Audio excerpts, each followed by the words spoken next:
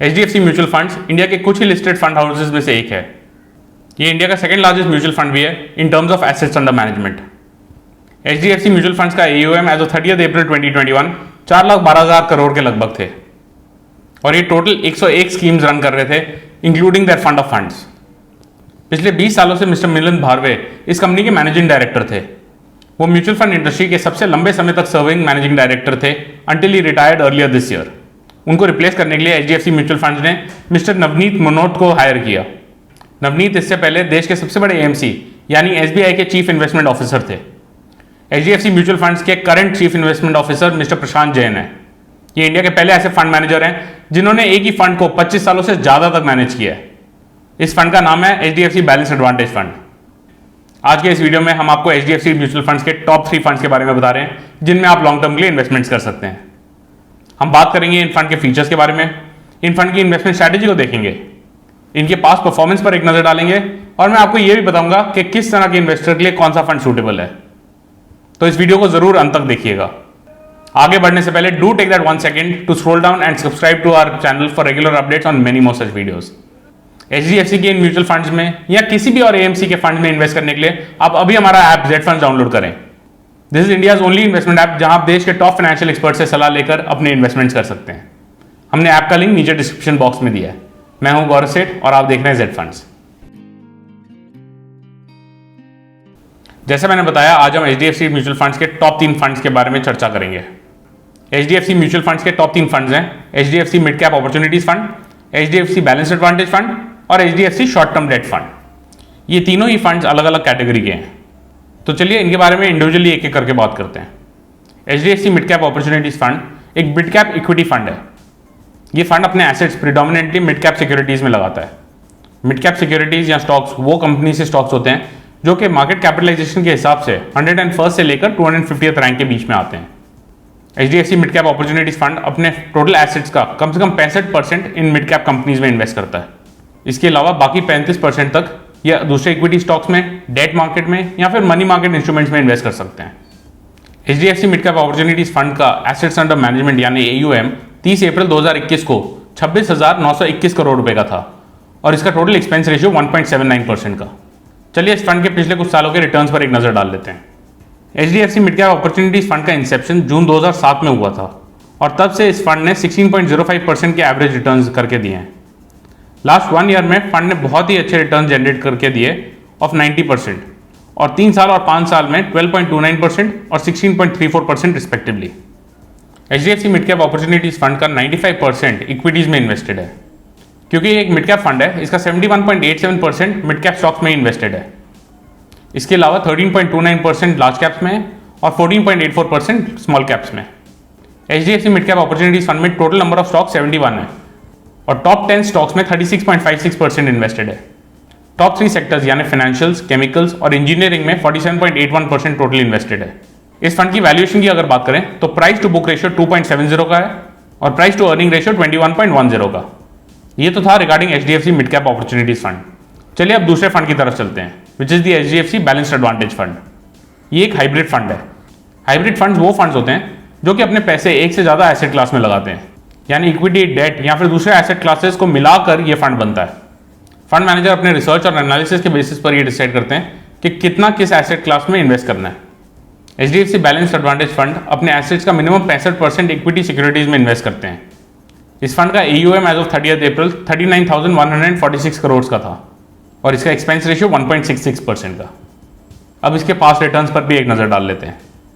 HDFC balance advantage fund का Inception फरवरी 1994 में हुआ था और तब से इस फंड ने 18.05% के एवरेज रिटर्न्स जनरेट करके दिए हैं।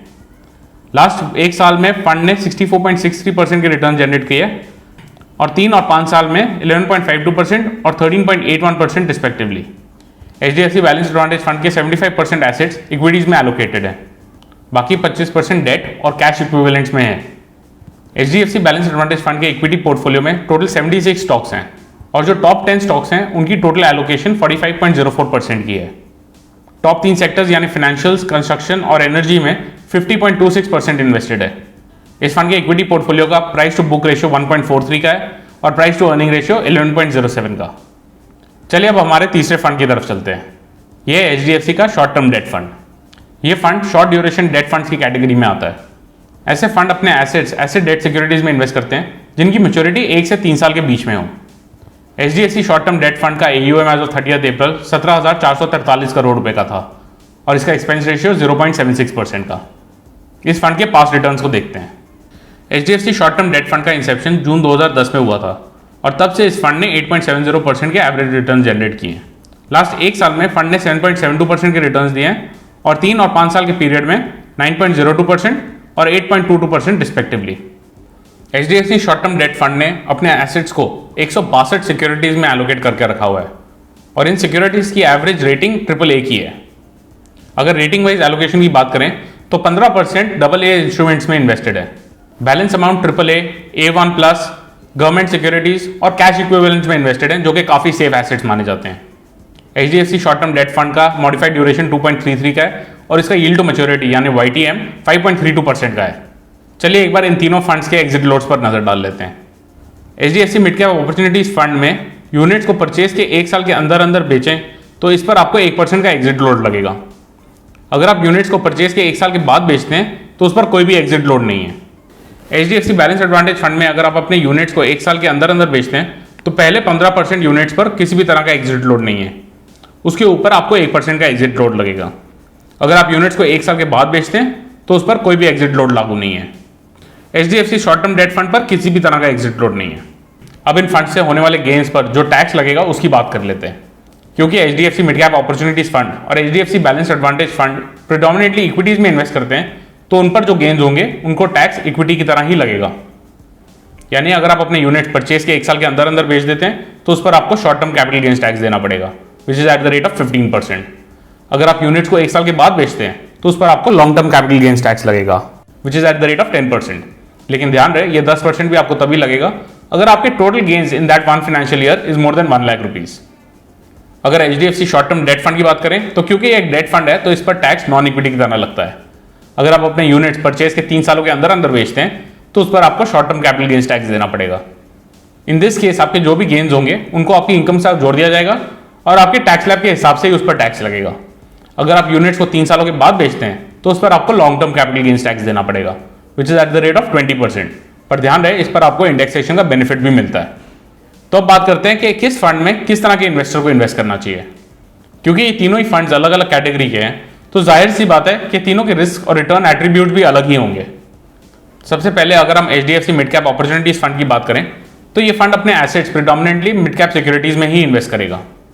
ऐसे स्टॉक्स में लार्ज कैप के मुकाबले रिस्क तो ज़्यादा होता है पर इनमें रिटर्न जनरेट करने की क्षमता भी ज़्यादा ही होती है। अगर आप अपने पोर्टफोलियो में वोलेटिलिटी देखने की क्षमता रखते हैं और लॉन्ग टर्म के लिए इन्वेस्ट करना चाहते हैं तो ये मिड कैप फंड आपके लिए एक बढ़िया ऑप्शन हो सकता है। अब बात करते हैं HDFC बैलेंस एडवांटेज फंड की। ये फंड अपने एसेट्स प्रिडोमिनेटली तो इक्विटीज में इन्वेस्ट करेगा बट उसके साथ साथ एक डेट का भी पोर्शन रहता है। इसके कारण फंड को एक अच्छी डाइवर्सिफिकेशन मिल सकती है जिससे जो वोलेटिलिटी है वो कम हो जाती है, यानी फंड में एक स्टेबिलिटी आ जाती है। ये फंड उन इन्वेस्टर्स के लिए सही है जो कि लॉन्ग टर्म के लिए कंजर्वेटिवली इक्विटीज में इन्वेस्ट करना चाहते हो। फाइनली बात करते हैं HDFC short term debt fund की। ये एक डेट फंड है और इसकी एलोकेशन काफी सेफ सिक्योरिटीज में है तो इस फंड को काफी सेफ माना जा सकता है, लेकिन उस सेफ्टी के साथ साथ जो रिटर्न है वो भी काफी कम हो जाता है। ये फंड उन इन्वेस्टर्स के लिए सही है जो कि एक शॉर्ट से मीडियम टर्म के लिए अपने पैसे कहीं पार्क करना चाहते हो, या फिर उन इन्वेस्टर्स के लिए जिनका ऑलरेडी एक इक्विटी पोर्टफोलियो बढ़िया सा बनाओ और इसको डाइवर्सिफाई करने के लिए एक डेट फंड में इन्वेस्ट करना चाहते हो। हाउएवर ये सब रिकमेंडेशंस आपके इंडिविजुअल रिस्क रिटर्न एट्रीब्यूट्स पर डिपेंड करती है। इसीलिए हमारा सुझाव हमेशा यही रहता है कि इन्वेस्ट करने से पहले अपने फाइनेंशियल एडवाइजर या म्यूचुअल फंड डिस्ट्रीब्यूटर से प्रोडक्ट की सूटेबिलिटी अपने पोर्टफोलियो के लिए समझ लें और उसके बाद ही इन्वेस्ट करें। अगर आपके इन प्रोडक्ट्स को लेकर या किसी भी और फाइनेंशियल प्रोडक्ट को लेकर कोई भी क्वेश्चन या कमेंट्स हो तो नीचे दिए गए कमेंट सेक्शन में या फिर हमारी वेबसाइट zfunds.in पर लिखें। आई होप आपको ये वीडियो इन्फॉर्मेटिव लगी। इस वीडियो को लाइक करना और हमारे चैनल को सब्सक्राइब करना ना भूलें। Thank you for watching Z Funds।